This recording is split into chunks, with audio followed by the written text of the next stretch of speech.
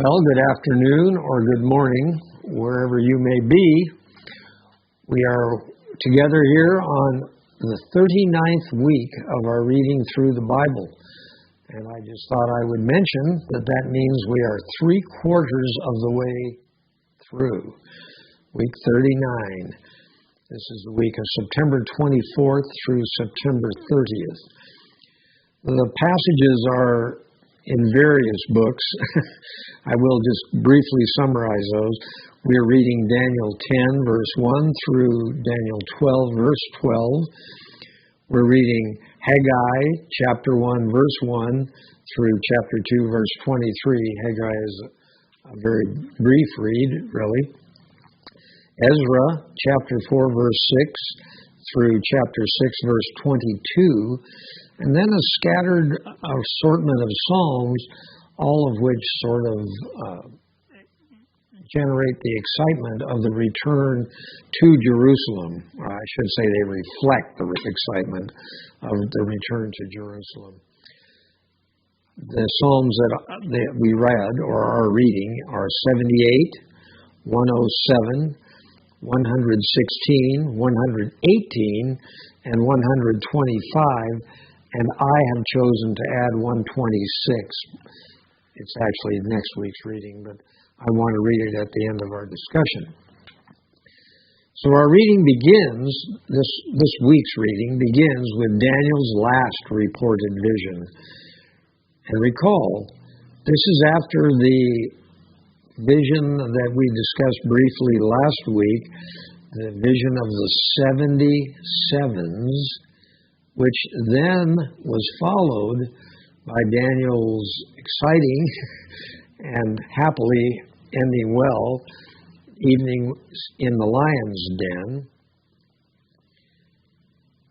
But this new vision, this last vision, although it's somewhat confusing, it clearly seems to correctly foretell the historically observed. In other words, this is exactly what happened. This is clear from history.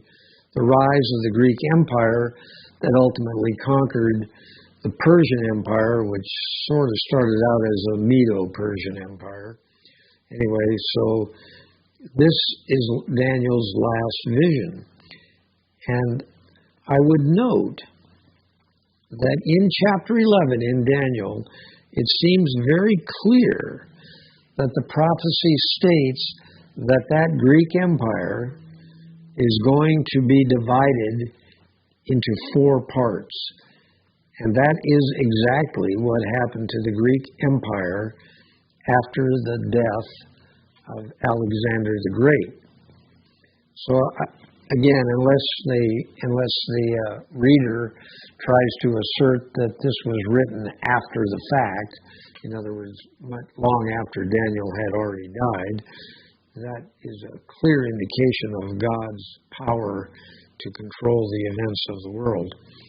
Anyway, and the last part of the vision ends with the puzzling comments about a time, 2 times, and half a time. And I would note that in the translation we're reading, there's a footnote that says, and I'm quoting now, or a year, 2 years, and half a year. Now, exactly how that relates to the 1,290 days, or is it 1,335 days, is far from clear to me. I have pretty much no idea. However, it seems fairly clear that that section, this last passage, this last part of the prophecy, is looking forward even past Jesus to the end of time.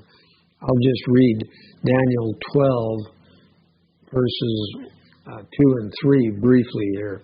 But at that time, this is now after the times, and half a time, at that time, your people, everyone whose name is found written in the book, will be delivered. And here's the part that makes it, I'd say, unequivocally talking about the end of time, not just some physical event. Multitudes who sleep in the dust of the earth will awake, some to everlasting life, others to shame and everlasting contempt. So I won't pretend to know exactly how to interpret that. I will leave that to the Bible scholars.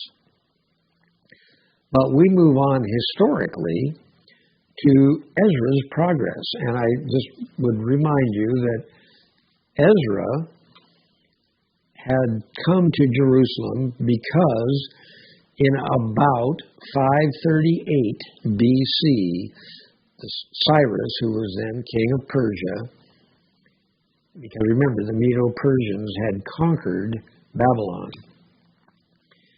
And he had issued a decree stating that a group of returning Israelites could in fact go to Jerusalem and begin rebuilding. By about 535, so it's been a few years since the decree was issued, but by about 535 BC, the group with Ezra are actually in the process of building homes in Judah and the environs of Jerusalem. They're trying to rebuild the wall. They're doing a little bit on the temple as well. And I would note, this is the most interesting point, that it is now 70 years since the first deportation from Jerusalem to Babylon, which occurred in 605 BC. And now it's 535 BC. And this is precisely as foretold by Jeremiah in his prophecies. So our reading today, or this week, is starting at about 522 BC, about 13 years after Ezra and his group first started working. And I find this quite interesting.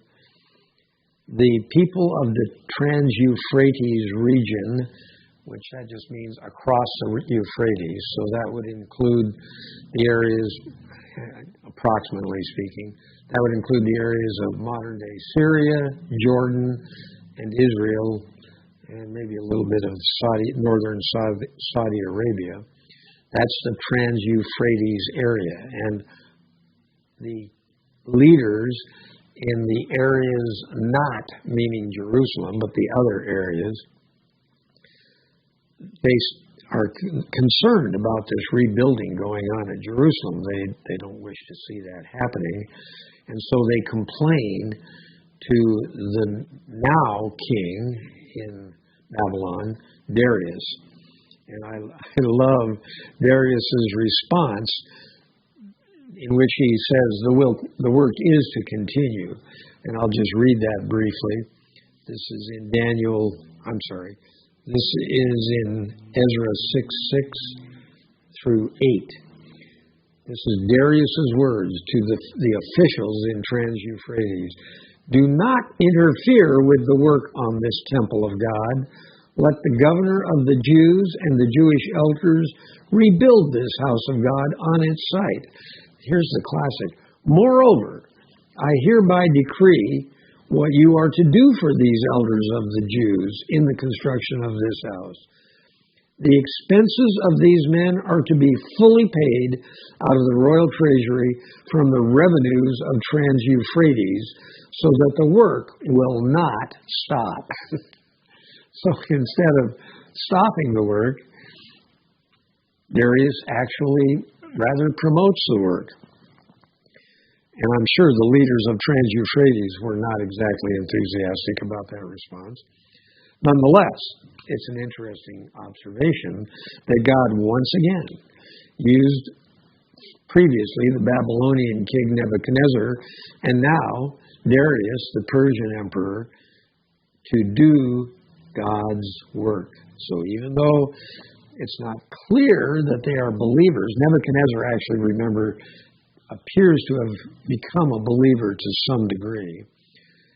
But Darius actually refers to the great God. So God works in wonderful ways.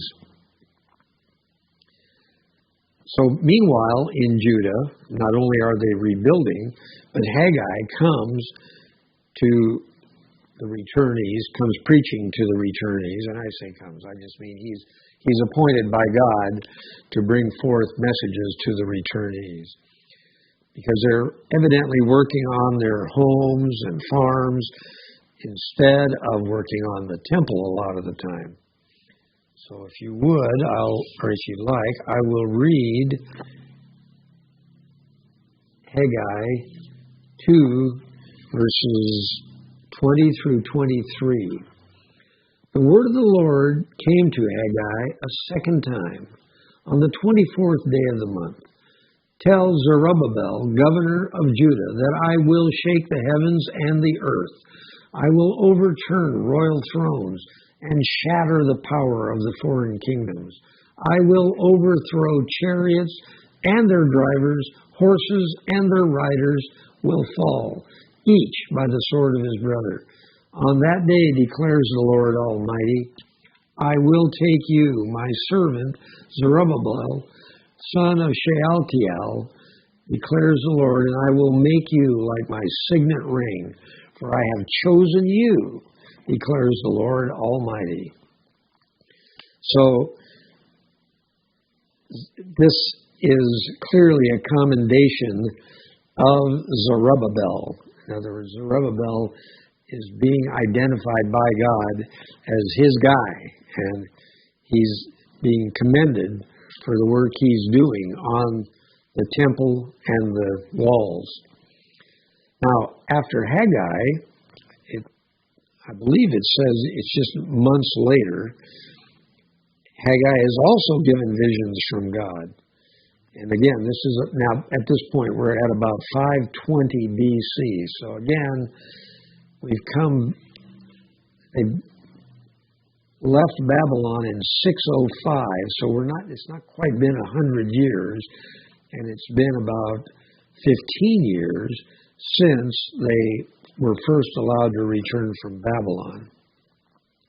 At least the date 520 is the other dates are pretty much historically demonstrated. F. LaGard Smith says that we're at about 520 BC when we start reading Zechariah. So the first thing the first thing that Zechariah does in his prophecy is he lauds Zerubbabel. This is the passage, Zechariah, let's see, I claim this is Zechariah 4, verses 6 through 7. Then the word of the Lord came to me, the hands of Zerubbabel have laid the foundation of this temple. His hands will also complete it. Then you will know that the Lord Almighty has sent me to you. And I would note to you that this is the so-called by the Jews in their histories, this is the second temple. Now, it's going to be completely revised later by Herod, but nonetheless, this is the beginning of the second temple.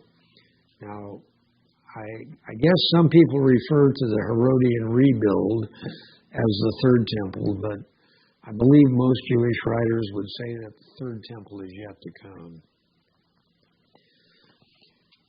Then, after lauding Zerubbabel for his work, Zechariah proclaims that the nation itself has been hypocritical. And I said that, and I claim I know where that is. Verses 4 through 7.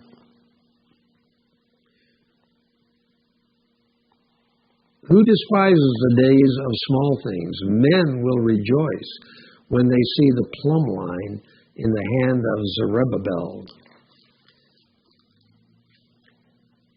Then the word of the Almighty came to me, ask all the people of the land and the priests, when you fasted and mourned in the 5th and 7th months for the past 70 years while they were in captivity, was it really for me that you fasted?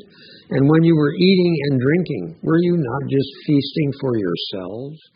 Are these not the words the Lord proclaimed through the earlier prophets, when Jerusalem and its surrounding towns were at rest and prosperous, and the Negev and the western foothills were settled?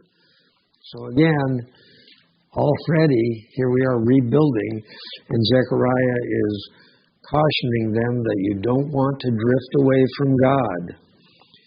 And finally, I'd like to read Zechariah's, motivational prophecy to the builders of the temple. This is what the Lord Almighty says. This is Zechariah chapter 8, verses 9 through 11. You who now hear these words spoken by the prophets, who were there when the foundation was laid for the house of the Lord Almighty, let your hands be strong, so that the temple may be built. Before that time, there were no wages for man or beast. No one could go about his business safely because of his enemies, for I had turned every man against his neighbor. But now I will deal with the remnant of this people as I did in the past, declares the Lord Almighty. And I have to believe that he's referring not to the recent past, when he punished them by having them deported to Babylon, but rather to the recent past, when he brought them out of Babylon to begin building, and also to the past before the deportation, when Jerusalem was prosperous. In any event, it appears that he was successful in his encouragement, because here's Ezra 6:14 through 15. Temple progresses, that's the words of our editor. The elders of the Jews continued to build and prosper under the preaching of Haggai the prophet and Zechariah, a descendant of Iddo. They finished building the temple according to the command of the God of Israel and the decrees of Cyrus, Darius, and Artaxerxes, kings of Persia. The temple was completed on the 3rd day of the month Padar in the 6th year of the reign of King Darius. So indeed, the temple exists slightly more than 70 years after the deportation. And then I would like to read one note on this. That year, or that date, the temple was completed on the 3rd day of the month Adar in the 6th year of the reign of Darius. Our editor, F. LaGard Smith, says that was in 516 BC. And he notes to us, he notes to us in the writing he put in just before that indeed this was exactly 70 years after the destruction of Jerusalem in 586 BC. That date is perfectly documented, and the statement does define the 516, if you know when King Darius was king, which I don't, but I believe Mr. Smith does. And finally, I'll close with Psalm 126, which our editor titles The Joy of the Return to Jerusalem. When the Lord brought back the captives to Zion, we were like men who dreamed. Our mouths were filled with laughter, our tongues with songs of joy. Then it was said among the nations, the Lord has done great things for them. The Lord has done great things for us, and we are filled with joy. May we remember all the great things the Lord is doing for all of us every day. Well, thank you for joining us, and we are 3/4 of the way completed. We only have 1/4 to go. So we look forward to our success. Thank you very much.